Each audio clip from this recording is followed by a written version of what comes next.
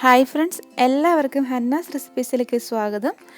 ഞാനിന്ന് മാങ്ങ കൊണ്ടുള്ളൊരു ഐസ്ക്രീമാണ് ഉണ്ടാക്കുന്നത്. ഇത് വളരെ സിമ്പിളായിട്ടുള്ളൊരു ഐസ്ക്രീമാണ്. ഇതിൽ കണ്ടൻസ് മിൽക്കോ ക്രീമോ അങ്ങനെയൊന്നും ഉപയോഗിക്കുന്നില്ല. എന്നാൽ നല്ല ടേസ്റ്റാണ് ഈ ഐസ്ക്രീമിന്. ഈ ഐസ്ക്രീം ഉണ്ടാക്കുന്നത് എങ്ങനെയാണെന്ന് നോക്കാം. ഈ ഐസ്ക്രീമിൽ ചേർക്കാൻ വേണ്ടി ഞാനിവിടെ കസ്റ്റർഡ് പൗഡർ എടുത്തിട്ടുണ്ട്. ഇത് വാനില ഫ്ലേവറിലുള്ള കസ്റ്റർഡ് പൗഡറാണ്. ഇതൊരു 2 ടേബിൾ സ്പൂണാണ് ഞാനിവിടെ എടുത്ത് വെച്ചിരിക്കുന്നത്. നമുക്ക് ഇതൊന്ന് കലക്കിയെടുക്കണം. അതിനുവേണ്ടി ഇതിലോട്ടൊരു 1/4 കപ്പ് പാലൊഴിച്ചിട്ട് കട്ടിയൊന്നും ഇല്ലാതെ ഒന്ന് നല്ലതുപോലെ കലക്കിയെടുക്കണം. ഈ ഐസ്ക്രീമിൽ അങ്ങനെ ഒരുപാട് ഇൻഗ്രീഡിയൻസ് ഒന്നും ചേർക്കുന്നില്ല. പ്രധാനമായിട്ട് ഇതിൻ്റെ അകത്ത് നമുക്ക് വേണ്ടത് പാലും അതുപോലെ തന്നെ മാങ്ങയാണ്, പിന്നെ പഞ്ചസാര വേണം, പിന്നെ ഇതിൽ കസ്റ്റർഡ് പൗഡർ ചേർക്കുന്നുണ്ട്, പിന്നെ ഒരല്പം വാനില എസൻസ്, ഇത്രയൊക്കെ ചേർക്കുന്നുള്ളൂ ഇതിൻ്റെ അകത്ത്. ഇതിപ്പോൾ ഞാൻ നല്ലപോലെ കലക്കി വെച്ചിട്ടുണ്ട്, അതൊന്ന് മാറ്റി വെക്കാം. പിന്നെ ഈ ഐസ്ക്രീം ഉണ്ടാക്കാൻ വേണ്ടി ഞാനിവിടെ 1/2 ലിറ്റർ പാലെടുത്തിട്ടുണ്ട്. ഇതിന് നമുക്ക് നല്ലതുപോലെ ഒന്ന് തിളപ്പിച്ചെടുക്കണം. ഈ പാലിലോട്ട് ഇനി മധുരത്തിന് ആവശ്യത്തിന് പഞ്ചസാര ചേർത്ത് കൊടുക്കുക. ഞാനിവിടെ 1/2 കപ്പ് പഞ്ചസാരയാണ് ഇതിൽ ചേർക്കാൻ വേണ്ടി എടുത്തിരിക്കുന്നത്. പഞ്ചസാരയ്ക്ക് പകരം വേണമെങ്കിൽ കണ്ടൻസ് മിൽക്ക് വേണമെങ്കിലും ചേർക്കാവുന്നതാണ്. പിന്നെ നമ്മുടെ കയ്യിലിരിക്കുന്ന മാങ്ങയുടെ മധുരത്തിനനുസരിച്ചായിരിക്കണം പഞ്ചസാരയുടെ അളവ്. അത് അല്പം കൂട്ടുകയോ കുറയ്ക്കുകയോ ഒക്കെ ചിലപ്പം വേണ്ടി വരും. എന്നാലും 1/2 കപ്പ് എന്ന് പറയുമ്പോൾ ഏകദേശം നല്ല മധുരമുണ്ട്. ഐസ്ക്രീമൊക്കെ ആകുമ്പോൾ അല്പം മധുരമുള്ളതല്ലേ നല്ലത്. ഇതിപ്പം തിളയ്ക്കാറായിട്ടുണ്ട്. ഇനി ഇതിലോട്ട് കലക്കി വെച്ചിരിക്കുന്ന ആ കസ്റ്റേർഡ് ചേർത്ത് കൊടുക്കാം. എന്നിട്ട് നല്ലതുപോലെ മിക്സ് ചെയ്യണം. കട്ടിയൊന്നും കെട്ടാതെ വേണം ഇത് കുറുക്കിയെടുക്കാൻ.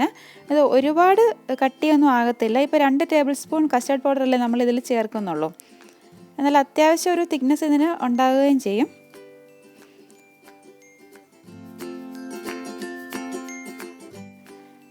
ഇതിപ്പോൾ കസ്റ്റർഡ് പൗഡർ ചേർത്തിട്ട് ഒരു 5 മിനിറ്റ് ആയിട്ടുണ്ട്. ഇത് അത്യാവശ്യം ഒന്ന് കുറുകി വന്നിട്ടുണ്ട്. ഇനി ഗ്യാസ് ഓഫ് ആക്കിയിട്ട് ഇത് നല്ലതുപോലെ ഒന്ന് തണുപ്പിച്ചെടുക്കണം. ഇടയ്ക്ക് ഒന്ന് ഇളക്കി കൊടുക്കുന്നത് നല്ലതായിരിക്കും. ഇളക്കി കൊടുത്താൽ ഇതിൻ്റെ മുകളിൽ ഇങ്ങനെ പാട ഉണ്ടാകത്തില്ല. പിന്നെ ഈ മാംഗോ ഐസ്ക്രീം ഉണ്ടാക്കാൻ വേണ്ടി ഞാനിവിടെ 3 മാങ്ങയാണ് എടുത്തിരിക്കുന്നത്. ഞാനിവിടെ എടുത്തിരിക്കുന്ന അൽഫോൺസ മാങ്ങയാണ്. അധികം നാരൊന്നും ഇല്ലാത്ത ഏത് മാങ്ങ വേണമെങ്കിലും നമുക്ക് എടുക്കാം. നല്ല മധുരമുള്ള മാങ്ങയാണെങ്കിൽ അതായിരിക്കും ഏറ്റവും നല്ലത്. ഇതിപ്പോൾ ഒരു ഇടത്തരം വലുപ്പമുള്ള 3 മാങ്ങയാണ് ഞാൻ ഇതിനു വേണ്ടി എടുത്തിരിക്കുന്നത്. ഇനി ഈ കസ്റ്റാർഡ് മിക്സിലോട്ട് നമുക്ക് ഒരല്പം വാനില എസൻസ് ഒഴിച്ചു കൊടുക്കുക. ഞാനൊരു 1/4 ടീസ്പൂൺ വാനില എസൻസ് ആണ് ഇതിലോട്ട് ഒഴിച്ചു കൊടുക്കുന്നത്. വാനില എസൻസോ അല്ലെങ്കിൽ മാംഗോ എസൻസ് വേണമെങ്കിൽ ഇതിൽ ചേർക്കാവുന്നതാണ്. എന്നിട്ട് നല്ലതുപോലെ ഒന്ന് മിക്സ് ചെയ്തെടുക്കണം.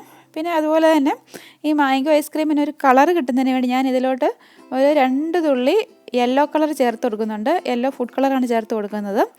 ഇത് നിർബന്ധമൊന്നുമില്ല.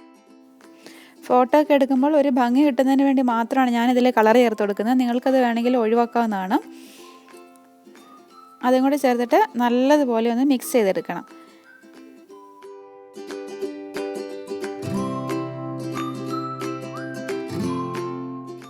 ഇപ്പോൾ ഈ കസ്റ്റാർഡ് മിക്സ് നല്ലതുപോലെ തണുത്ത് വന്നിട്ടുണ്ട്. ഇനി നമുക്ക് മാംഗോ ഐസ്ക്രീം ഒന്ന് റെഡിയാക്കി എടുക്കാം. ഈ കസ്റ്റാർഡ് മിക്സ് നല്ലതുപോലെ തണുത്തതിന് ശേഷം മാത്രമേ ഉള്ളൂ മിക്സിയിലിട്ട് അടിച്ചെടുക്കാവുള്ളൂ. ചൂടോടുകൂടി അടിച്ചെടുത്താൽ ഇത് ഇങ്ങനെ തെറിക്കും എന്നുള്ള കാര്യം നമുക്ക് എല്ലാവർക്കും അറിയാവുന്നതാണ്. ഇനി മിക്സിയുടെ ജാറിലോട്ട് ആ മാങ്ങയുടെ കഷ്ണങ്ങൾ ഇട്ട് കൊടുക്കുക.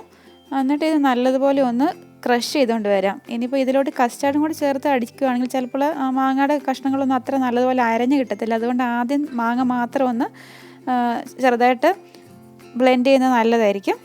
ഇനി ഇതിലോട്ട് കസ്റ്റാർഡ് മിക്സും കൂടെ ഒഴിച്ചു കൊടുക്കാം. എന്നിട്ട് നല്ലതുപോലെ ഒന്ന് ബ്ലെൻഡ് ചെയ്തുകൊണ്ട് വരാം. ഇപ്പം മാങ്ങയും കസ്റ്റാർഡും ഞാൻ നല്ലതുപോലെ അടിച്ചെടുത്തുകൊണ്ട് വന്നിട്ടുണ്ട്. അതിന് ഈ പാത്രത്തിലേക്ക് ഒന്ന് ഒഴിച്ചു കൊടുക്കാം.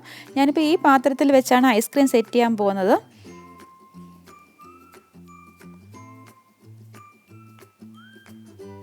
ഇതിലിത് മുഴുവനായിട്ട് കൊള്ളത്തില്ല. ഞാൻ വേറൊരു പാത്രത്തിലും കൂടെ ഒന്ന് ഒഴിച്ചു വെക്കുന്നുണ്ട് അതിൻ്റെ ബാക്കിയെ.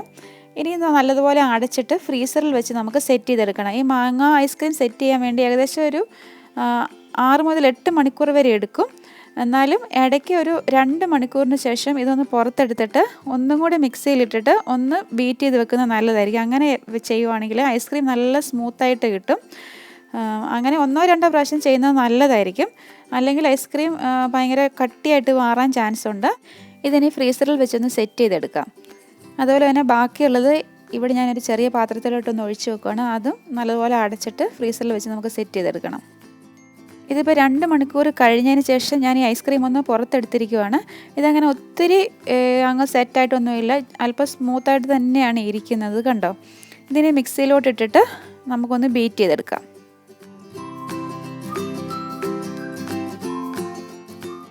അതിനെ ഈ പാത്രത്തിലോട്ട് ഒഴിച്ചിട്ട് വീണ്ടും ഇത് നല്ലതുപോലെ സെറ്റ് ചെയ്യാൻ വേണ്ടി വെക്കാം. ഇതിപ്പോൾ 8 മണിക്കൂർ കഴിഞ്ഞിട്ടുണ്ട്. ഐസ്ക്രീം നല്ലതുപോലെ സെറ്റായിട്ടുണ്ട്. നമ്മൾ പുറത്തെടുത്ത് ഒരു 5 മിനിറ്റ് കഴിഞ്ഞതിന് ശേഷം മാത്രമേ ഉള്ളൂ ഇതിങ്ങനെ സ്കൂപ്പ് ചെയ്തെടുക്കാവുള്ളൂ. അല്ലെങ്കിൽ കുറച്ച് അത് കട്ടിയായിട്ട് തോന്നും. ഇനി നമുക്ക് ഐസ്ക്രീം ഒരു പാത്രത്തിലേക്ക് ഒന്ന് മാറ്റി സെർവ് ചെയ്യാം. നല്ല ടേസ്റ്റാണ് ഈ ഐസ്ക്രീമിന്. ഇതിനകത്ത് കണ്ടൻസ് മിൽക്കൊന്നും ചേർത്തില്ലെങ്കിൽ യാതൊരു കുഴപ്പമില്ല. അതുപോലെ ഇതിൽ വിപ്പിംഗ് ക്രീം ഒന്നും ചേർക്കുന്നില്ല. ഇതിൽ നമ്മൾ പിന്നെ പ്രത്യേകിച്ച് ചേർത്തിരിക്കുന്നത് കസ്റ്റർഡ് പൗഡർ മാത്രമാണ്. നല്ല ഐസ്ക്രീമാണ്. എല്ലാവരും തീർച്ചയായിട്ടും ഉണ്ടാക്കി നോക്കണം. ഇത് ഉണ്ടാക്കാൻ നല്ല എളുപ്പമാണ്, വളരെ സിമ്പിളാണ്. ഇങ്ങനെ മാങ്ങ ഉണ്ടെങ്കിൽ നിങ്ങൾ തീർച്ചയായിട്ടും ഇത് ഉണ്ടാക്കി കുട്ടികൾക്ക് കൊടുത്തു നോക്കണം. അവർക്ക് ഉറപ്പായിട്ടും ഇഷ്ടമാകും. ഇതിൻ്റെ വീഡിയോ ഇഷ്ടമായി ലൈക്ക് ചെയ്യാനും കമൻറ്റ് ചെയ്യാനും അതുപോലെ ഷെയർ ചെയ്യാനും മറക്കരുത്. പിന്നെ ഹന്നാസ് റെസിപ്പീസ് സബ്സ്ക്രൈബ് ചെയ്തിട്ടില്ലെങ്കിൽ സബ്സ്ക്രൈബ് ചെയ്യാനും നിങ്ങൾ മറന്നു പോകരുത്. സബ്സ്ക്രൈബ് ചെയ്തിട്ട് അതിൻ്റെ അടുത്തുള്ള ബെല്ലൈക്കൺ ഒന്ന് ക്ലിക്ക് ചെയ്യണം. എന്നാലേ ഉള്ളൂ പുതിയ വീഡിയോ ഇടുമ്പോൾ അതിന് നോട്ടിഫിക്കേഷൻ കിട്ടത്തുള്ളൂ. വീണ്ടും നല്ലൊരു റെസിപ്പിയുമായി കാണാം. Thank you for watching Hannah's recipes.